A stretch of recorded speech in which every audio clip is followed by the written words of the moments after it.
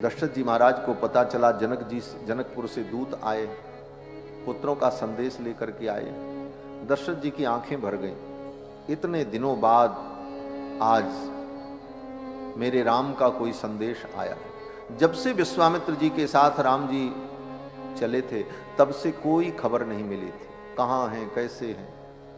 हर पल दशरथ जी महाराज अपने पुत्र राम लक्ष्मण का स्मरण करते रहे, कोई संदेश नहीं मिला।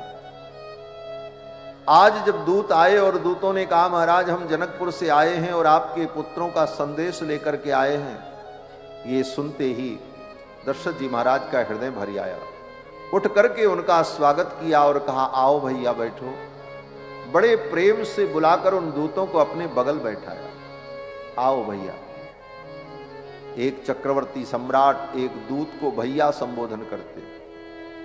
ये अवधी भाषा में भैया बड़ा प्रेम का संबोधन है। जिससे अत्यधिक स्नेह हो उस व्यक्ति को भैया से ही संबोधित किया जाए। बाप भी अपने बेटे को भैया कहता, भैया खा लो।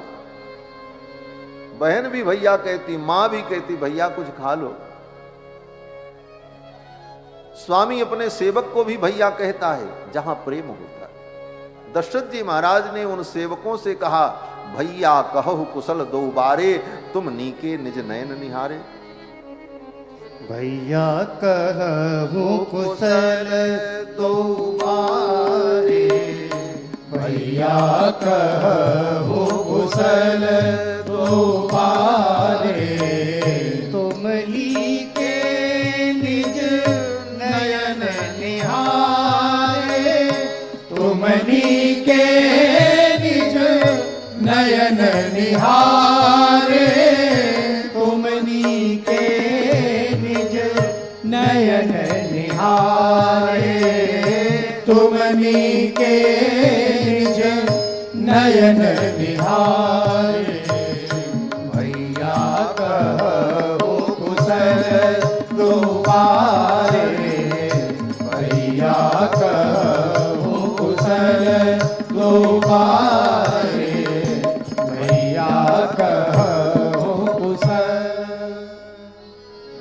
दशरथ जी ने कहा भैया कहो मेरे दोनों कुमार कुशल से तो हैं।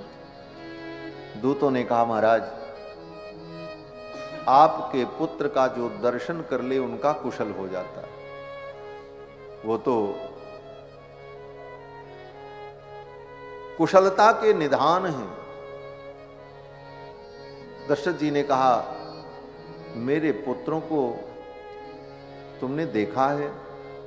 दूतों ने कहा महाराज हमने देखा है। बोले सच में देखा? बोले हाँ देखा है। दशरथ जी ने कहा अपनी आंखों से देखा है?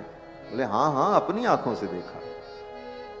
अब कोई भी देखेगा तो अपनी ही आंख से देखेगा, दूसरे की आंख से तो नहीं देखेगा।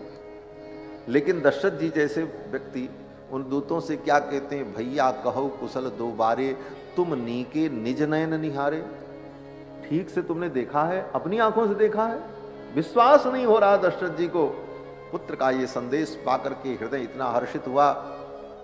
दशरथ जी ने कहा अपनी आंखों से देखा है? दूतों ने कहा हाँ महाराज हमने देखा, उन्हीं का संदेश हम लेकर के आए।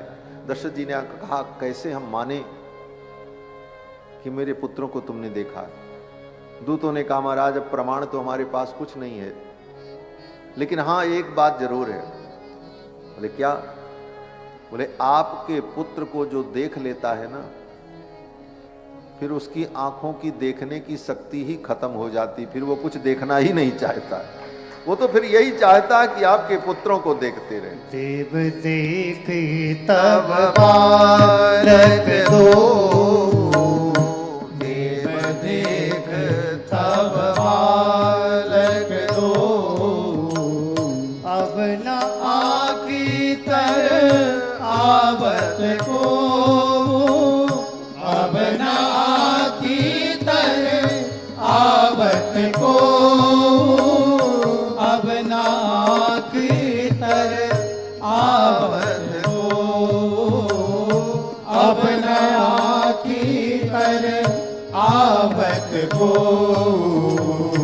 देव देख तब बालक दो, देव देख तब बालक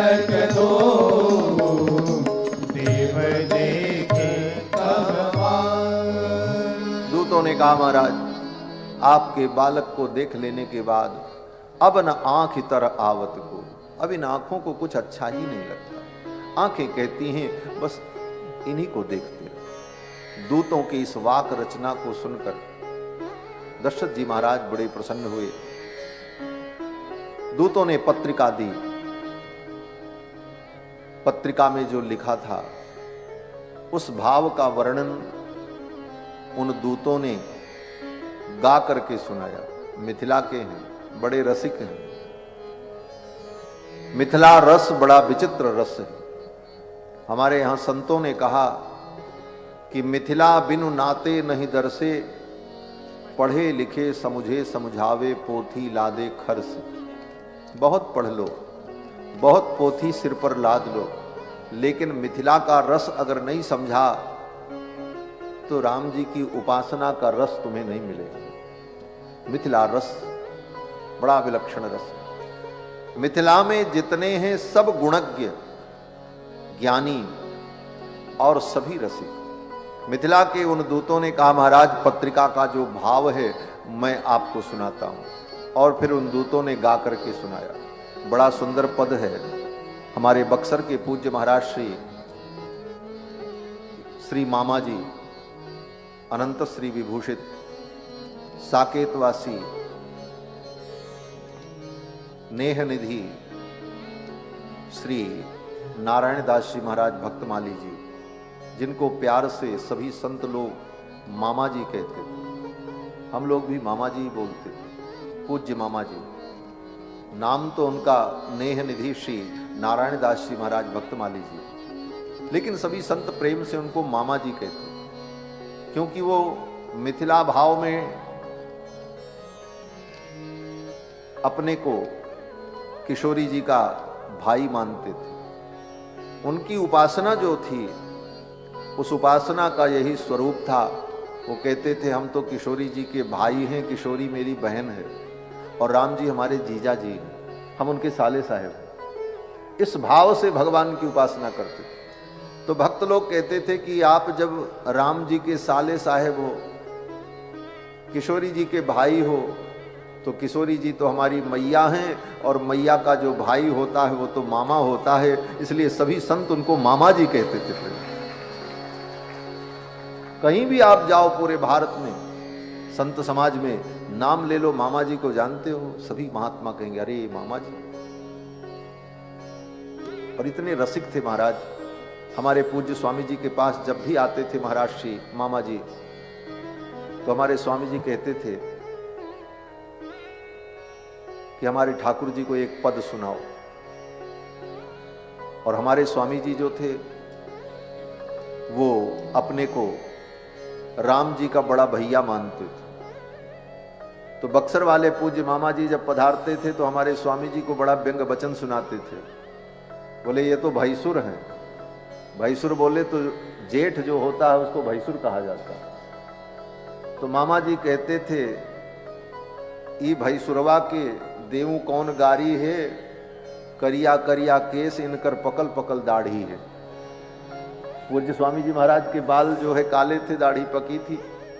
तो मामा जी यही कह करके मनोविनोद करते थे। संतों का ये मनोविनोद, संसार के प्राणी संसार के संबंधों में सुख ढूंढते हैं और जो भगवान के भक्त हैं वो भगवत संबंध में सुख को ढूंढ लेते हैं। यही उनकी दृष्टि है।